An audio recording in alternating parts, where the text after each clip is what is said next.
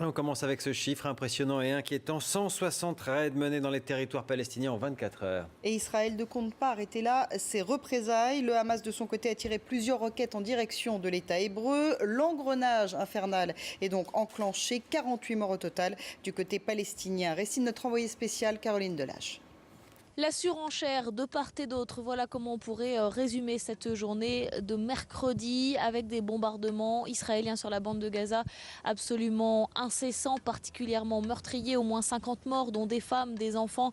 Une voiture de journalistes palestiniens a été prise pour cible ce mercredi soir, il y a au moins un mort. Des raids qui vont s'intensifier, prévient le Premier ministre israélien. L'objectif c'est d'éradiquer la branche armée du Hamas. Pour l'instant 400 cibles visées et il y en a encore des milliers d'autres.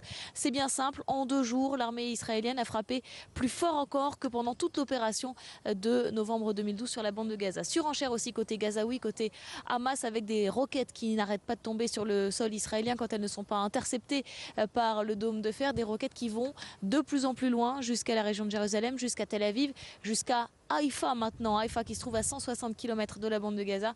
Le site nucléaire de Dimona a également été pris pour cible dans le sud du pays. Là, les roquettes ont été interceptées par le dôme de fer. Surenchère donc pour le moment.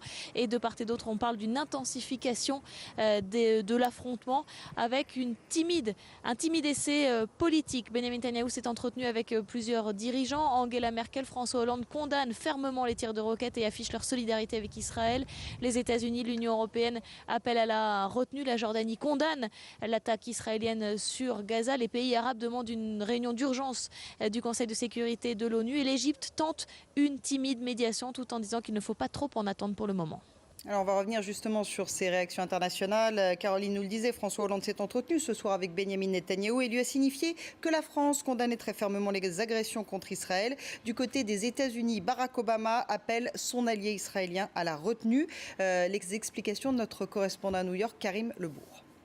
Réaction minimale côté américain, Barack Obama donne l'impression de ne pas vouloir s'engager dans cette nouvelle crise au Proche-Orient.